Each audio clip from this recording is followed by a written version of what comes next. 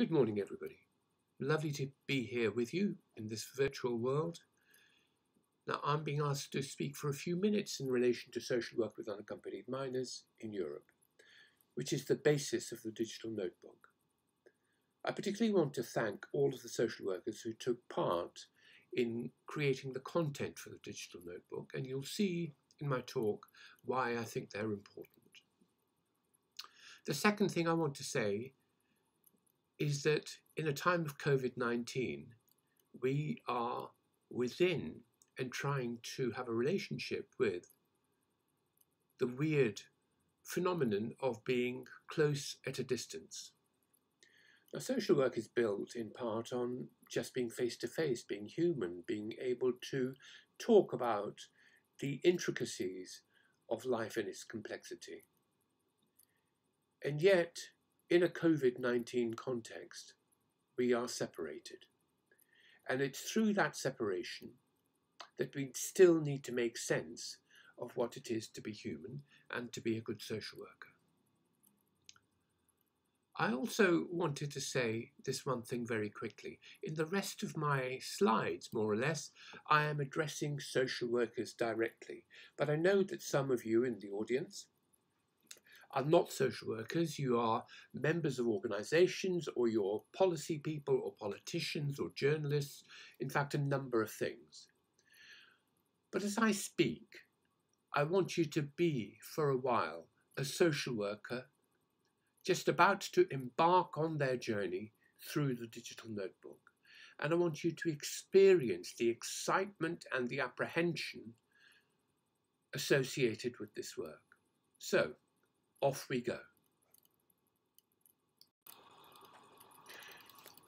Let me begin by telling you one of two stories that I want to talk about. The stories are in essence about the reconstruction of everyday life, which social workers are good at in relation to unaccompanied children in terms of my research, knowledge and experience. But this is the way it shows itself from time to time, not necessarily through research, but through stories that are gathered and passed around as part of illustrating young unaccompanied minors and their resilience and capacity to deal with adversity. Now, the first story first, the phone. This is provided by an organisation called Art Refuge, which is a charity that I work with in the United Kingdom, although it does its work in all sorts of places, including very fragile places in some of the countries where the digital notebook was designed and implemented. So this is a story from one of your countries. Imagine having a mobile phone. We all do. We all know the purpose it serves. Essentially, it does three things. The first thing it does is helps us to remain connected to our past. For example, imagine the music that you have on your phone. Imagine the photographs that exist, the places where you've been, the messages that you've sent on WhatsApp, and so on. It helps you to remember as an important function. The second thing it does is it can show you where you need to go, what your future is, what the maps are, both metaphorical and real maps, for you to use in order to carry on going forward if you need to or you choose to. So it's great for finding a future. And the third element, which fits with the past and the future in that way, of course, is it helps you to find your way around. It connects you to people who matter in the present, in your circumstances. It gives a sense of community. So if it does that for us, the mobile phone, then of course you can imagine that it does that for unaccompanied asylum-seeking children too. Why shouldn't it? Why wouldn't it? And why wouldn't it be the piece of equipment that sometimes in one of our countries the police choose to use to snatch away and smash? This happened. A police officer taking a mobile phone from a young person putting it on the ground and putting their heel of their boot on the phone until the screen broke, as you can see in photograph 1. But what Art Refuge found was this, that a day or so later, a young refugee walks into one of their art sessions, takes up a piece of clay, moulds the clay into the shape of a phone, puts all of the numerical pieces in place. You can see it's quite an old-fashioned phone now. It's not one of the new ones. But what he does is he still gives it a screen. And what he does in addition, in the screen, rather than put the name of the provider, for example, O2, in the UK provider network of mobility, the young man put simply OK. And for Art Refuge and for me, one of the things this means is the capacity that young people have to reconstruct, even as a facsimile, some of the things which are important to them, and to signal, even when there is no signal on the phone itself, because it has died, but to signal a sense of being okay in awful circumstance. And the reason I think that this is important as a beginning story to tell you is because it's a story which social workers often hear once the drama of arrival is over and once people have moved towards the shelter of your protection. So in terms of the shelter that social work provides, what is it that we need to understand about practice itself that helps generate the architecture of the digital notebook? Let me take you through 4 steps. One of the things social workers tell me as a researcher again and again is that they chose social work in order to step towards somebody who needs help.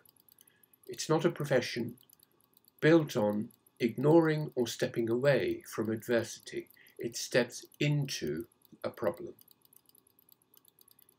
And as we do that, we take into account that we are stepping into complexity, that no problem or no resolution is without its complexity, and that we have to find a solution for ourselves and other people which looks beyond simple positions of being good and bad. That social work deals a lot with the grey between the black and white of goodness and badness.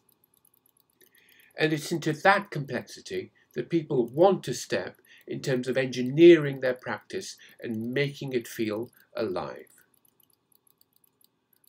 A third element, which is around for many social workers committed to this territory, is that they try to rebuild a life where diversity has a happy life. And by this I mean that they create a sense of diversity bringing good things rather than challenges, rather than conflicts, rather than problems.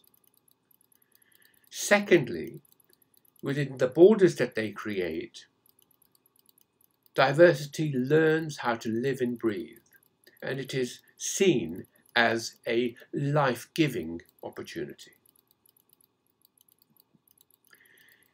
And the fourth element fits into this process of breathing life into life. That as social work practitioners, we often go to seek out and use frameworks that offer chances to stay alive for people. So we are concerned with the construction of safety, but actually life is always going to be more than about simply staying alive. It's also, importantly, going to be about living the rhythms and patterns of ordinary life which allow us to feel free. So it's those elements which guide our day-to-day practices and which I think we have tried to capture in the digital notebook itself. We recognise that the digital notebook isn't a manual, it's not a recipe book, but we want it to be an experience so that you feel emotionally affected and begin to see the framework of the intricacies of practice in the best way possible. We recognise that the digital notebook is not contextless.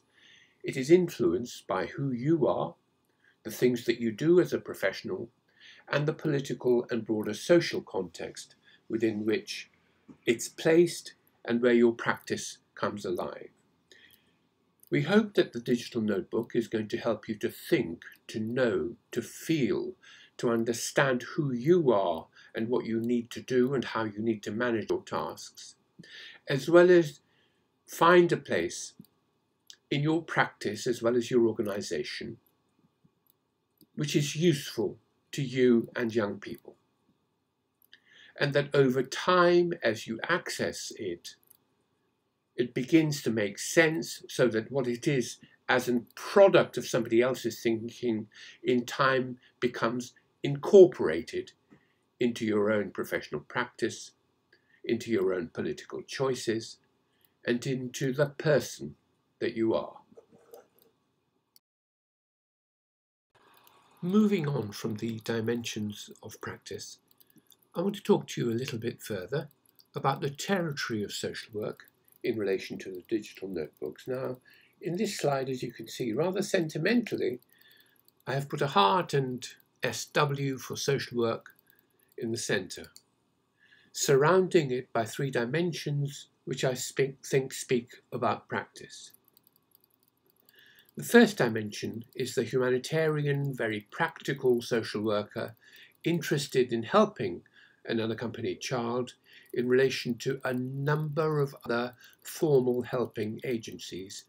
Their task, as they see it, is to link the child with medical help, with carers who may look after him or her, with teachers, police officers, lawyers, and immigration officials. So this is seen as a practical way of rebuilding the formal networks of protection and care.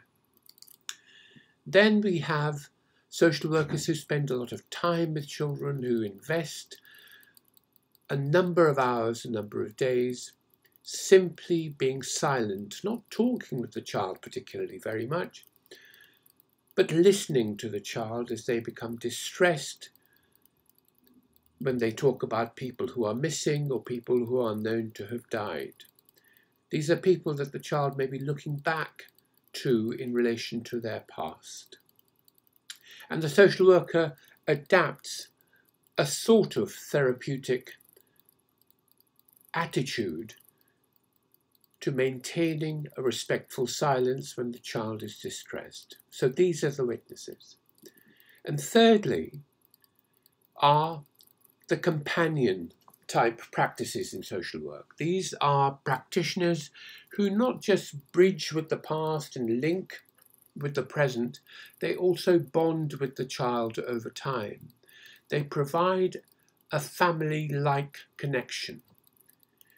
And in return, what they receive from the child are pieces of information or biographical detail about their friendship networks, the family members who are alive, and perhaps possibly those family and friends who are hidden from the views of public authorities. My point in showing these different aspects of social work practice is to illuminate how rich the territory can be. So let me just say a few things about what I think the community of practice is and the way that it's represented within the digital notebook. First of all, you have a group of practitioners who are prepared to welcome children. These practitioners, within their own boundaries of the organisation, allow the organisation's borders to breathe. So as I said earlier, these are not organisations which are defended against entry. They are sorting out children who need their help. So once they stop being border guards in that way, they turn into guardians. And one of the ways in which, of course, they do that is they explain the rules of living very carefully to children. They are resourceful in terms of finding things for the children to have and to do. That they recognise how important and how serious it is to have fun, to re-establish something like an ordinary life. But it isn't just dwelling on the surface of things that interests them. It's also about working in complexity and lasting out for the child, enduring with the child in a way which takes the child's ups and downs into account and makes the child feel understood. There's a profound commitment that I can see in those communities in each of the countries around being human, holding on to the pain both that the child brings into the situation and the pain that you feel as a practitioner sometimes when you are frustrated at not being able to create magic in order to make things better. But you have to work hard in painful circumstances. And they recognise that children often come buried beneath stories of different sorts which they present to people in different ways, hoping to be protected. And all of the stories are, in their own ways, complicated expressions of living. And they can't all be true. But a good social worker doesn't get preoccupied by lies, or indeed preoccupied by truth. What they do is they see the story's function, the story as a key, the story as a way, a gateway towards a better life. So they act in relationship to the stories with kindness. They know sometimes that when children are faced with all sorts of authorities which are preoccupied with saying no, that they sometimes might need to be subversive in being able to say yes, even to small yeses, in order to help the child to live on and to breathe. And they know the importance of being kind. And at the end of the day, to bringing life back to a child. And here you see them, or at least some members of them, because the communities themselves came to change over time. But you see them in their laughter, you see them in their presence, you see them in their international sense of solidarity. These people are before you not because they have the answers, but because they know how to ask the right questions in the right sort of way in order to make children feel as if they can progress. Now, let me fulfill my promise of telling you a second story. This is the story of a little wave. A little wave who is in the ocean, rolling along, and sees land, looks at the land, and is terrified that he is going to crash. "I am so frightened," he says to the passing bigger waves around him. The bigger waves surround him and say, "Don't worry, little wave. You are not just a little wave. You are the ocean." So let me conclude with these final thoughts. When unaccompanied children come to social workers, the pattern that social workers open out in front of them is to understand the children's present circumstances first, then to plan their futures, and then to access their past at a time when trust has been established. It's this curious arrangement of time and the sequence that helps identify practices that build up sustainable lives for unaccompanied children.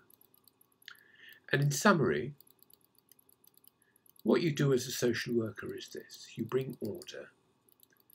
You bring a sense of the child being able to be peaceful.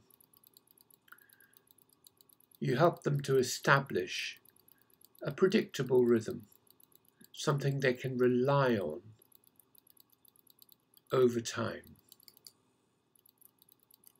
You offer them, of course, dignity and respect, and of course you would expect that from them too. This is entirely within the realms of reciprocity, that you should not feel as if this is something that you are simply offering without getting something back in return.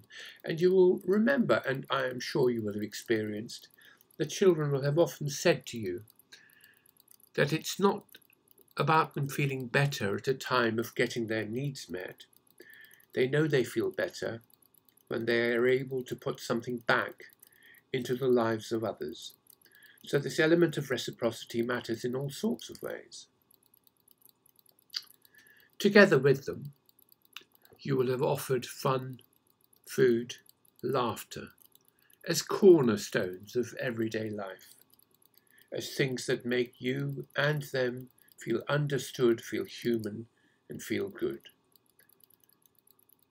And you will have shown some courage in relation to the complexity of their lives, not just the emotional courage that you need to face the distresses that they bring,